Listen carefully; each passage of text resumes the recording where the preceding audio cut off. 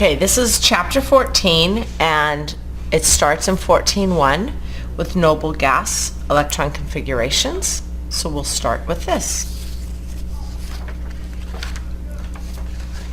You have your periodic table, and you will be assigned an element to do a noble gas configuration for. So let's start with something like magnesium. So you have magnesium,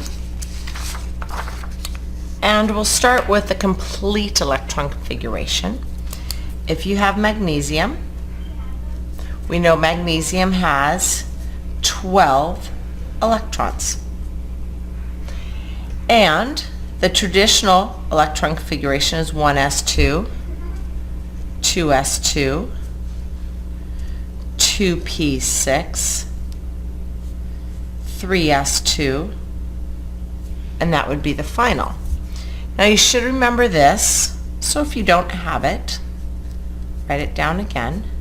S, 3p, 3d, 4s, 4p, 4d, 4f, and this is from chapter 13, 5p, 5d, 5f, 6s, 6p, 6d, 6f, and 7s, 7p, 7d, 7f. So using that, we follow the arrows up, 1s2, 2s2, 2p6, 3s2. However, for noble gas, we want to focus on the electrons that will actually react. So we're going to take these electrons and summarize them. 2 plus 2 plus 6 will be the 10 electrons of neon. So it would be shorter to just say magnesium is made up of neon with 2 additional electrons.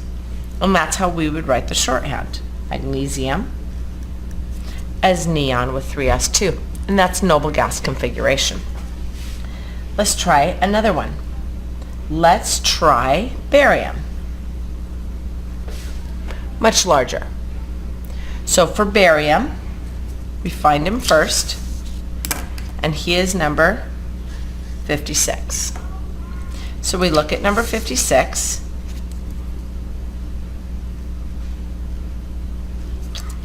and this is how you would do that. You don't want to write out the entire electron configuration, then summarize it, because that's not a shortcut. So for barium, we're going to look at the noble gas that's slightly smaller than barium. And that's going to be xenon. Xenon's 54, barium's 56. Krypton's too small, and radon's too big. So I'm going to go to xenon. Put an Xe. Now that accounts for 54 electrons, so I need to find room for 2 more. Since barium is in the 6th period, I'm going to start with 6s. You always start with S after noble gas, and you look at the period number so you know which S to start with.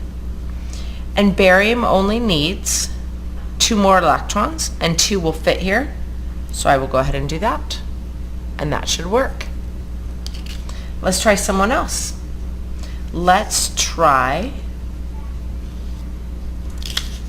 do antimony. And here's antimony right there. So looking at antimony, he's number 51. So I need 51 electrons to be placed. I look for the noble gas a little bit smaller, and that's going to be krypton. So I put krypton in brackets, not parentheses. The code is that it goes in brackets. And then after krypton, I look at the period that antimony's in, and antimony is in the 5th period, so it will start with 5s. Now krypton's only 36 electrons, so I see I have a lot more to go. So I'm going to come over here to my diagonal, and I'm going to pick it up at the 5s. So I'm going to do 5s2, and after 5s comes 4d, 5p, 6s. So I'm going to do 4d, and we know from chapter 13 that 4d will hold 10. So now I'm up to 36, 46, 48, and I need 3 more electrons. So after 4d comes 5p, and I need 3 more electrons, so I'm going to just plop those straight in there. So you do the noble gas, you look for the period so you know which S to put in, and then you continue on the diagonal until you have enough electrons placed. Next, let's do one more, and I'm going to go ahead and do manganese. Right there. Manganese. So manganese has 25 electrons. So manganese has 25 electrons. And you might want to try this on your own. Pause the video, try it on your own, and then check. Manganese, I find the noble gas slightly smaller, and that's going to be argon. Then I find the period where manganese is found, and that's the 4th period. And I always start with an S. I'm going to do 4s2, and now I'm up to 18 plus 2. I'm up to 20 electrons. I need room for 5 more. So after 4s2, according to the diagonal, I need 3d. 3d can hold 10, but I only need 5, so I will stop at 3d5. And that's how you do noble gas configurations.